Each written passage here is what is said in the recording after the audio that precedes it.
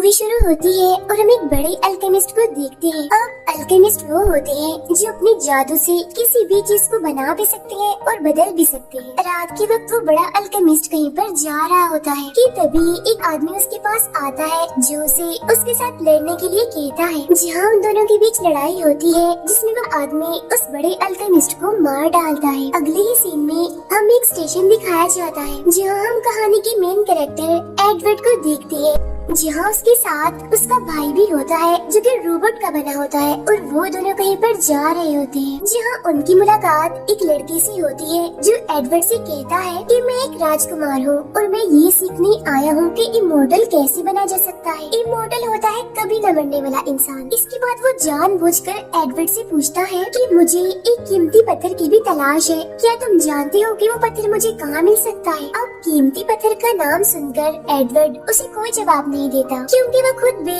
उस पत्थर को तलाश कर रहा था ताकि वो अपने भाई को उसका जिस्म वापस दे सके, क्योंकि एक हादसे की वजह से उसका जिस्म इस दुनिया से चला गया था और एडवर्ड उस पत्थर के जरिए ही उसका जिस्म वापस ला सकता था। अभी उस राजकुमार के साथ इनकी बात चल ही रही होती है कि तभी कुछ गुंडे वहाँ पर आकर सबके साथ लड़ने लगते हैं, लेकिन उस राजकुमार के साथ ही आकर गुंडों को रोकने की कोशिश कर रहे थे, जहाँ वो एडवर्ड और उसके भाई पर भी हमला कर देते हैं, जिसके बाद ट्रेन के ऊपर जाकर उनकी काफी लड़ाई होने लगती है। तब यहाँ एडवर्ड की मदद करने के लिए एक साथी आता है जो कि एक इंसान जैसा क्रिएचर था, यानी कि वो इंसान तो नहीं था लेकिन इंसान के रूप में क्रिएचर था। तब राजकुमार का आदमी उस पर भी हमला कर देता है, जिस पर एडवर्ड उससे कहता है कि इस पर तुम्हारे हमलों का कोई भी असर नहीं होगा। वजह ये है कि इसने अपने जिस्म में बहुत सारे लोगों की सोल्स यानी आत्माओं को कैद किया हुआ है और ये कभी भी नहीं मर सकता। ये सुनकर राजकुमार कहता है, ओ अच्छा,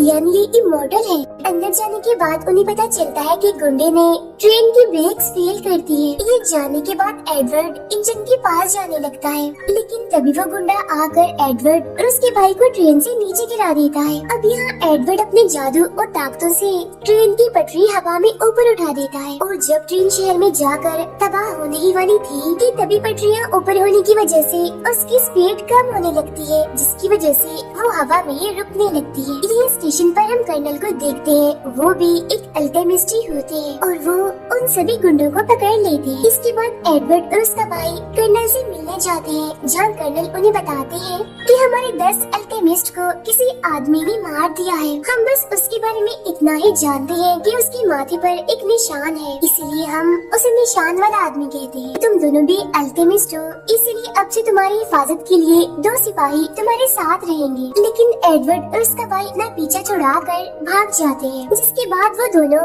यहाँ से जाने लगते हैं। लेकिन तभी उनकी मुलाकात बस्ती की एक लड़की से होती है। वो लड़की एडवर्ड की वजह से गिर जाती है, इस वजह से एडवर्ड उसे खाना खिलाने के लिए ले जाता है। बस्ती की लड़की उनसे कहती है कि मैं दूसरे शहर से आई हूँ और मैं भी यहाँ पर यही सीखने आई हूँ कि इमॉर्टल कैसे बना जाए। अब ये सुनकर एडवर्ड को गुस्सा आ जाता है, क्योंकि ट्रेन वाला राजकुमार भी यही चीज सीखने आया था और राजकुमार का ख्याल आते ही एडवर्ड गुस्से में उस लड़की के पीछे पड़ जाता है। लेकिन वो लड़की अपनी जान बचाने के लिए कोर्ट वाले एक आदमी के पीछे जाकर छुप जाती है। ये देखकर एडवर्ड रुक जाता है। तभी यहाँ कर्नल का वही सिपाही आता है जो एडवर्ड से कहता है कि कर्नल ने मुझे आपकी हिफाजत के लिए भेजा है। लेकिन तभी वो कोट पहना हुआ आदमी अपने मुँह से कपड़ा हटाता है और उसके माथे पर निशान देखकर हमें पता चलता है कि ये असल में वही निशान वाला आदमी है। अब उसे देखकर सिपाही उस पर हमला करने के लिए जाता है, लेकिन निशान वाला आदमी उसे एक ही झटके में मार देता है।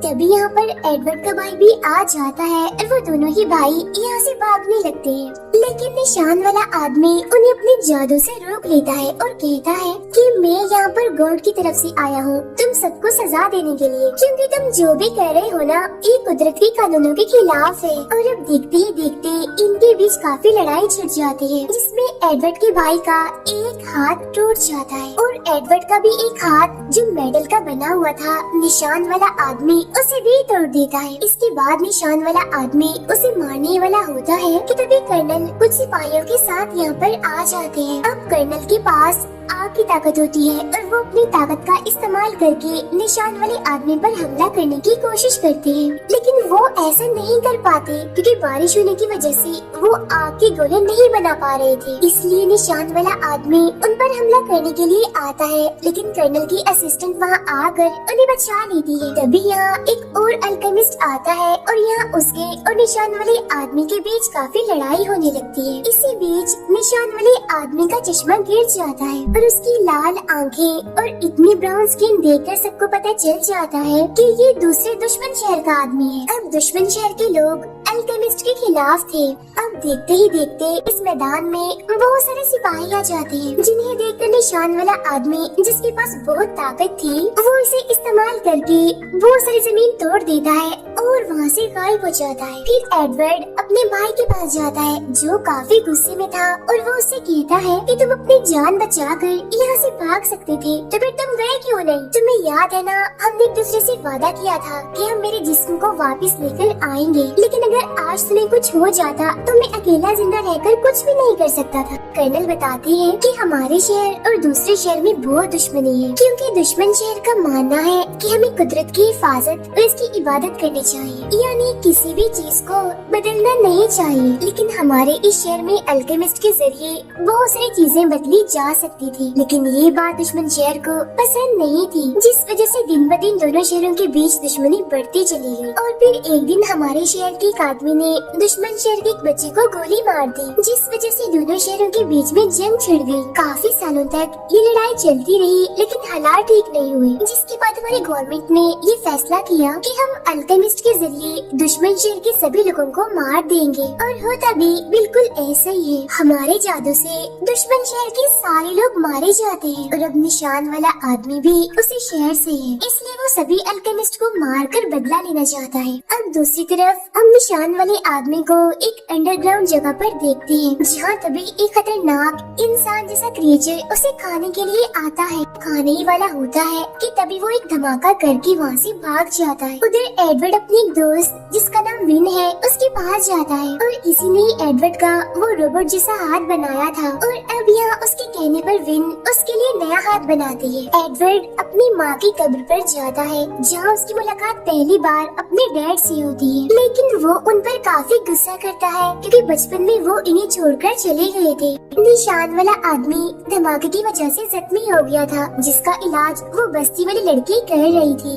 एडवर्ड आता है, जिसे विन की मेड बताती है कि हमारे शहर में जंग होने वाली है, इसीलिए तुम रेगिस्तान के पास एक इलाके में जाओ, क्योंकि तुम्हें वहाँ पर हथियार मिल सकते हैं लड़ने के लिए। मेड की बताई हुई जगह पर आता है, जहाँ कुछ लोग आकर उस पर हमला कर देते हैं। तब इतनी ही देर में एक बूढ़ी औरत आती है और वो उन सबको लड़ाई करने से मना करती है। उधर निशान वाले आदमी से मिलने के लिए उसके मास्टर आते हैं, जिसे कहते हैं कि तुम अल्केमिस्ट को बदला लेने के लिए मार रहे हो, लेकिन तुम ऐसा कब तक करोगे? तुम्हें खुद को रोकना ही होगा। लेकिन निशान वाला आदमी काफी गुस्सा होता है और वो इस बात को मानने से साफ इनकार कर देता है।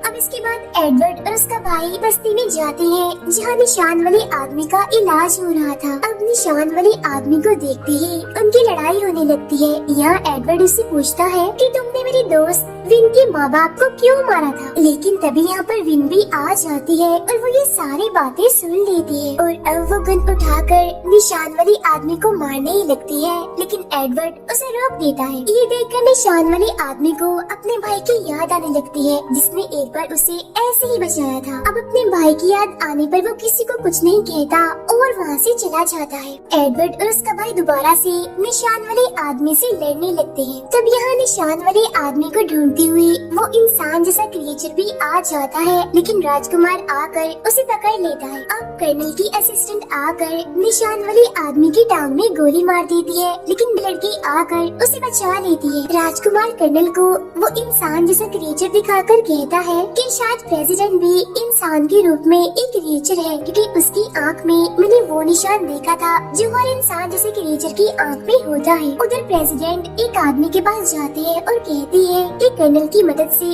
अब उस रास्ते को खोल सकते हैं। अब हम बस्ती वाली लड़की को देखती है, जो अपने जादू से निशान वाले आदमी की टांग को ठीक कर देती है। फिर कर्नल एडवर्ड से कहते हैं कि जंग के दौरान एक अल्केमिस्ट ने उस निशान वाले आदमी के साथियों पर हमला करके उन्हें मार दिया था, और उसी हमले में ही निशान वाले आदमी की भी मौत हो गई थी और उसका एक हाथ भी काट दिया गया था। लेकिन फिर उसके भाई ने अपने जादू से दोबारा निशान वाले आदमी को जिंदा कर दिया और अपना हाथ भी उसे दे दिया। यहाँ एडवर्ड का भाई बस्ती वाली लड़की का पीछा करता है, जिससे उसे पता चल जाता है कि उसने निशान वाले आदमी को कहाँ रखा हुआ है। जिसके बाद एडवर्ड और उसका भाई वहाँ जाकर उससे लड़ने लगते हैं और उसे पकड़ लेते हैं। इतनी ही देर में कर्नल, उनकी असिस्टेंट और विन भी यहाँ पर आ जाते हैं। यहाँ विन को पता चल ही जाता है कि निशान वाले आदमी ने ही उसके माँ बाप को मारा है। वो उसके पास जाती है, जहाँ निशान वाले आदमी को लगता है कि अब वो मुझे मार डालेगी, लेकिन विन बाजू में लगे जख्म की पट्टी करती है, न कि उसे मारती है। ये देखकर निशान वाले आदमी को हैरानी होती है और उसे अपनी गलती का एहसास होता है कि मैंने विन के माँ बाप को मारकर बहुत गलत किया, इसीलिए